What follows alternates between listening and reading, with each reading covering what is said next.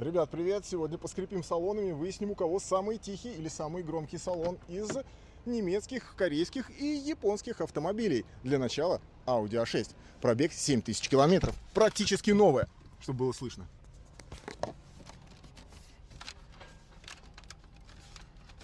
Я очень стараюсь, очень.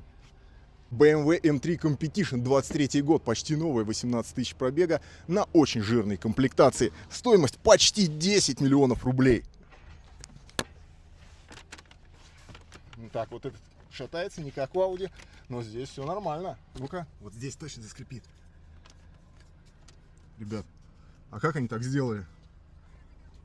Как они так сделали? Он на вид такой хлипкий, такой прочный. BMW X3 G01, 19 год, пробег 37 тысяч почти километров на М-пакете. Вдруг это важно. Итак, тоже шатается. Монолит просто.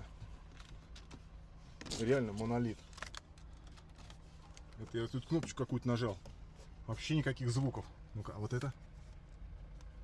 Она стоит не так прочно, как в трешке рестайлинговой, но тоже не скрипит. Блин, где бы домотаться, чтобы хоть что-нибудь-то скрипнуло. Porsche Macan, 19 год, пробег 39 тысяч километров. Ну, салончик, надо сказать, прям впечатляет. Говорят, что Porsche не скрипят. Ой. Ой. Что-то было.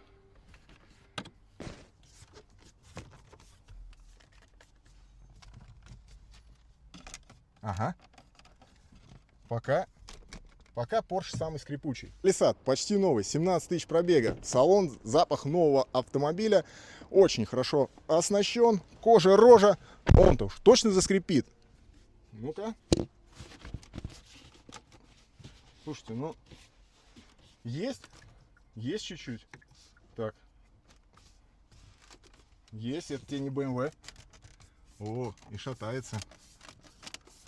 На обзоре всегда должна быть хотя бы одна Honda, True GDM, правый руль.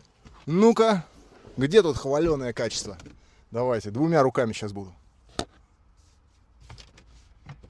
Так, здесь бардачок. И здесь бардачок. А где у него бардачка нет? Блин. Ребята, она стоит, по-моему, 2 миллиона.